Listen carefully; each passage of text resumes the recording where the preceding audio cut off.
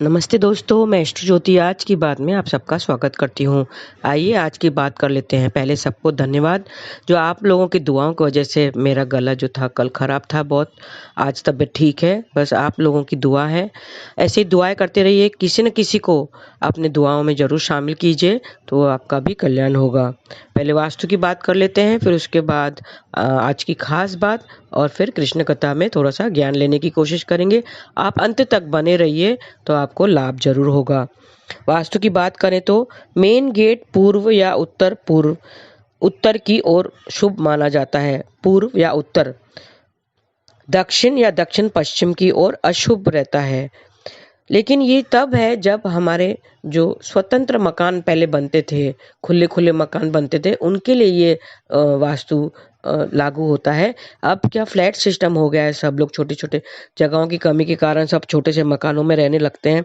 तो उसके लिए फ्लैट के लिए मुख्य दरवाज़ा अगर पूर्व की तरफ हो और उसके आगे सामने सीधी दीवार हो या वो बंद हो या सीढ़ी ऊपर की तरफ सीढ़ी जा रही हो, तो उसके लिए पूर्व का दरवाज़ा अशुभ होता है। मतलब कि ये है कि पूर्व जहाँ से सूरज उगता है, तो पूर्व का जो है वो खुला होना चाहिए। उत्तर और पूर्व का मेन एम क्या है, उत्तर और पूर्व में ओपन होना चाहिए ताकि वहाँ से एनर्जीज आ सके। तो अगर हमें फ्लैट सिस्टम है और हमारा पूर्व में दरवाज़ा है उत्तर में, तो वो अगर बंद है, सामने का जो एरिया है वो बंद है, तो उसमें फिर पूर्व का लाभ नहीं मिलता है। तो ये वास्तु की बात हो गई।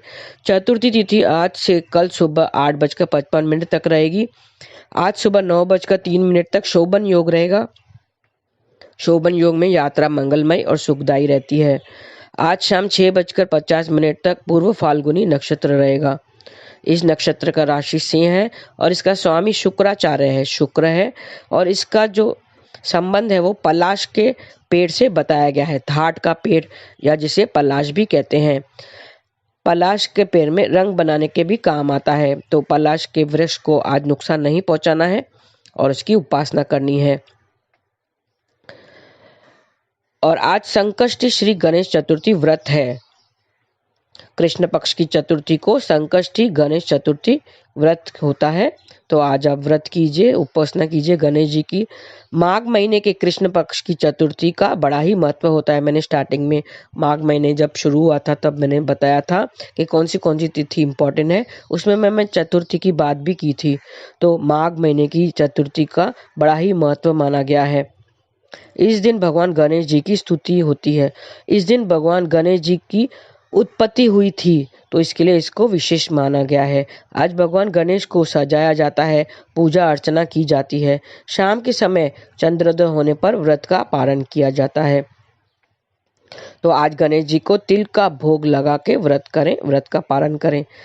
आज गणेश जी को तिल का भोग लगाना है और तिल कूट का खाना देना है।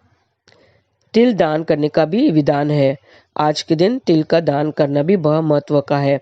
आज के दिन चंद्रमा के दर्शन से भी पुण्य प्राप्त हो सकता है, तो चंद्रमा के दर्शन कीजिए।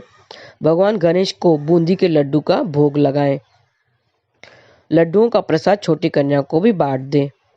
पूजा के समय हल्दी की गांठ कलावे से बांध कर रखें और पूजा समाप्त होने के बाद हल्दी की गांठ पीस लें और हल्दी से बच्चे के मस्तक पर उसका तिलक लगाएं, तो बच्चे के जीवन में गति आएगी और उसकी सब इच्छाएं पूरी होगी। तिल और गुड़ के लड्डू बनाएं और सब में बांटें। पूजा करके गणपति जी को लड्डू का भोग लगा के फिर सब में बांटें, तो आपकी सारी परेशानियां दूर हो जाएंगी। फूल चढ़ाते समय मंत्र जाप करें, गण गणपते नमः। आज गणेश जी का एक खास मंत्र है, गण गणपते नमः, ऐसा जाप करें। अपने बच्चे के हाथों से मंदिर में तिल भी दान करवाएं, तो बच्चों की तरक्की होगी। गणेश जी का आशीर्वाद प्राप्त करें। गणेश जी को रौली और चंदन का तिलक भी लगाएं, तो सभी इच्छाओं की पूर्ति होगी। वक्रतुंड महाकाय सूर्यकोटि समप्रभ निर्विघ्न कुरुम देव सर्व कार्येषु सर्वदा। एक बार वापस से बोल देती हूँ, ये आपको जाप करना है। वक्रतुंड महाकाय सूर्यकोटि समप्रभ निर्विघ्नं कुरुम देव सर्व कार्येषु सर्वदा। ऐसा आपको जाप करना है, तो सभी इच्छाओं की पूर्ति होगी। आज पत्ते लेने हैं आम के पत्ते लेने हैं, उस पे स्वास्तिक बनाएं। पान के पत्ते पर भगवान गणेश का स्वास्तिक बनाएं और भगवान गणेश को अर्पित कर दें। और गणपति नमः का 108 बार जाप करना है, तो आपका स्वास्थ्य बेहतर होगा। विघ्नहर्ता श्री गणेश को मोदक का भोग भी लगाएं, तो आपके घर में सुख समृद्धि आएगी। उसके सामने घी का दीपक भी जलाना है। श्री गणेश को एक कपूर और 6 लौंग की आहुति भी देनी है, तो कार्य क्षेत्र में सफलता मिलेगी। कलावा का टुकड़ा भगवान के चरणों में रख दें थोड़ी देर के लिए। पूजा के बाद कलावे को अपने हाथ में बांध दें, तो हर कार्य में आपकी सफलता होगी। घर के मंदिर में गणपति की सफेद मूर्ति को स्थापित करें। संकट नाशन गणेश स्तोत्र का पाठ करें, तो सारी नेगेटिविटी दूर हो जाएगी। 2 बेसन के लड्डू, तिल, चावल, मेवा, फल की 5 पोटली बनाएं। भगवान गणेश के मंदिर जाकर मंत्र जाप करें और सारी चीज़ों को एक एक करके भगवान को अर्पित करें। एक चीज़ें रखें और मंत्र जाप करें, श्री गणेशाय नमः ऐसा करें और एक एक चीज़ें रखते जाएं और भगवान को अर्पित करें, तो आपका दाम्पत्य जीवन में सुख समृद्धि आ जाएगी और दाम्पत्य जीवन खुशहाल होगा। श्री गणेशाय नमः का जाप करना है। और मेधोलकाय स्वाहा का 100 बार जाप करने से बौद्धिक क्षमता में बढ़ोतरी होगी। कौन सा मंत्र जाप करना है? मेधोलकाय स्वाहा, ऐसा 100 बार जाप करना, 108 बार जाप करना है। आपको एक विद्या यंत्र का भी आप स्थापित कर सकते हैं, उसको धारण कर सकते हैं। तो ये थी छोटे से उपाय, आपको थोड़े से उपाय हैं गणेश जी के। और गणेश अथर्व शीर्ष का पाठ करने से सारे जो दुख हैं वो दूर हो जाते हैं। संकट नाशन गणेश स्तोत्र का पाठ करें, तो ऐसा आप आज के दिन गणेश जी की स्तुति करते रहें, तो आपके सब संकट दूर हो जाएंगे और परेशानियों से आप निपटारा हो जाएगा। आइए हम थोड़ा सा कृष्ण कथा में अब ज्ञान की बात कर लेते हैं। प्रेम से अगर हम कृष्ण को पुकारते हैं तो वो तुरंत हमारे पास आ जाते हैं। प्रेम से हम कृष्ण को पुकारते हैं तो वो तुरंत हमारे पास आ जाते हैं। सबके जीवन में दुख है ही है, सबके जीवन में दुख लगा रहता है, किसको थोड़ा है किसको ज़्यादा है। कोई भी दुख से छुटकारा नहीं पा सकता है। मुझे लगता है कि सामने वाला बहुत सुखी है, मेरे से ज़्यादा सुखी है, मगर हर इंसान के जीवन में कोई ना कोई दुख लगा ही रहता है। लेकिन अगर हम अपने नाम का सहारा लें, उसके भगवान के नाम का सहारा लेते हैं, तो वो दुख को सहन करने की शक्ति भी देता है। नाम का सहारा लेने से दुख को सहन करने की शक्ति मिलती है। इंसान के अपराध हैं, उसके जो कर्म है, उससे ही उसे दुख मिलता है। हाँ, जो अपराध करते हैं उसका फल के रूप में ही उसको दुख मिलता है। हम कहते हैं भगवान मुझे इतना दुख क्यों दिया, मैं सुबह शाम तुम्हें याद करती हूँ, तुम्हारा नाम लेती हूँ, फिर भी मुझे दुख क्यों मिलता है। ये तो आप अभी करते हैं, तो आपके आगे वाला जो भविष्य है वो सुधर सकता है। अभी नाम लेने से आगे जो भविष्य है वो सुधर जाएगा। लेकिन जो आप अभी दुख भोग रहे हैं वो आपने जो किए हुए अपराध है उसका फल है। भगवान किसी को दुख नहीं देता है। हमें ये गलत फहमी है कि भगवान दुख दे रहा है। नहीं, भगवान किसी को दुख नहीं देता। अगर आप गाड़ी चला रहे हो, आपके पास लाइसेंस हो, पीयूसी हो, आपने सीट बेल्ट बांध रखी हो, सारे डॉक्यूमेंट आपके अपने पास है, तो आपको पेनल्टी नहीं लगेगी। कोई बेवजह आपको नहीं रुकाएगा, कोई नहीं पकड़ेगा आपको, कोई पुलिस वाला भी आपको रोक नहीं सकता है, क्योंकि आपको सारे डॉक्यूमेंट्स, आपके पास सब कुछ है। आपके अगर गाड़ी चलाने से संबंधित सब डॉक्यूमेंट्स है और आप नॉर्मल स्पीड पे भी चला रहे हो गाड़ी, तो आपको दंड नहीं लगेगा, आपको पुलिस वाला नहीं पकड़ेगा। अगर पकड़ेगा भी, रुकाएगा अगर गाड़ी, तो सब डॉक्यूमेंट देखकर आपको छोड़ देगा, क्योंकि वो पकड़ नहीं सकता, क्योंकि आपके पास सब डॉक्यूमेंट है। जब पुलिस वाला आपको नहीं पकड़ सकता, तो पुलिस वाला आपको कोई दंड नहीं दे सकता, बेवजह दंड नहीं दे सकता, तो भगवान क्यों बेवजह दंड देगा?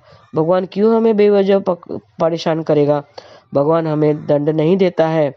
रावण के अपने कर्म थे, तभी उसका अंत ऐसा हुआ। वो रावण ने अपने कर्मों का फल पाया, इस भगवान ने उसे सजा नहीं दी, भगवान ने उसका उद्धार किया। लेकिन उसने जो भी दंड पाया वो अपने कर्मों के हिसाब से ही पाया। मन में कभी किसी के लिए द्वेष नहीं रखना चाहिए।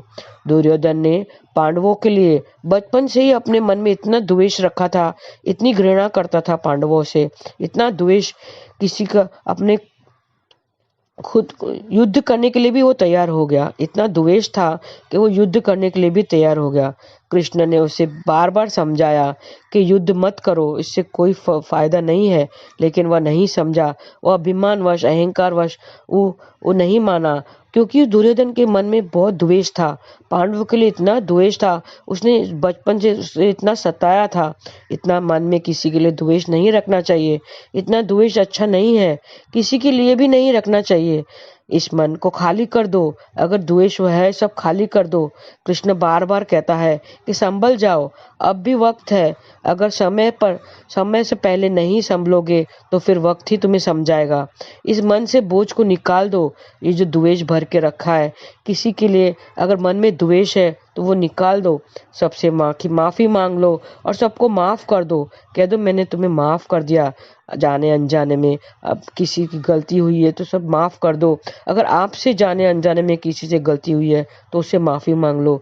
हर एक अपने किए क्या ही पाता है, जो करता है वही पाता है, जो बोता है वही तो पाएगा। हमारे कर्म ही हमारे सबसे बड़ी सज़ा है। हाँ, बुरे कर्म हैं तो हमें सज़ा ज़रूर मिलेगी।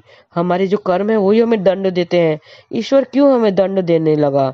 वो किसी को दंड नहीं देता है, वह संभलने का मौका देता है। वो बार-बार संभलने का मौका देता है। तो हमें भी नाम जाप करना चाहिए। समय से पहले हमें भी समझ जाना चाहिए। हरे कृष्णा, कृष्ण कृष्ण हरे हरे, हरे राम, राम राम हरे हरे। और एक बात का याद करना है कि नसीब से पहले और किस्मत से पहले और समय से ज़्यादा किसी को मिला है न किसी को मिलेगा। तो नसीब में लिखा है वो कभी न कभी तो मिलेगा ही, चाहे दुख हो या सुख हो। उस पे एक कविता है, जो नसीब में है वो चलकर आएगा, जो नहीं है वो आकर भी चला जाएगा। जिंदगी को इतना सीरियस लेने की ज़रूरत नहीं है दोस्तों। जिंदगी को इतना सीरियस लेने की ज़रूरत नहीं है दोस्तों।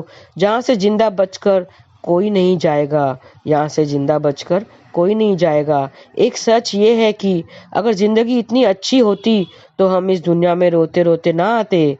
अगर जिंदगी इतनी अच्छी होती तो हम इस दुनिया में रोते रोते ना आते। लेकिन एक मीठा सच ये भी है कि अगर ये जिंदगी बुरी होती तो हम जाते जाते लोगों को रुला कर ना जाते। हाँ, अगर ये जिंदगी इतनी बुरी होती तो हम जाते जाते लोगों को रुला कर ना जाते। तो याद रखें कि वक्त से पहले और किस्मत से ज़्यादा किसी को मिला है न किसी को मिलेगा। तो अपने नसीब के लिए, अपने नसीब में जो है वो हमारे पास चल के आएगा। आप थोड़ा सा सब्र रखिए, श्रद्धा और सबूरी रखिए। मन में श्रद्धा होनी चाहिए ईश्वर के लिए। नाम जाप करते रहिए, ईश्वर को साथ रखिए। तो वो दुख तो देता है, दुख देने की शक्ति, सहन करने की शक्ति देगा।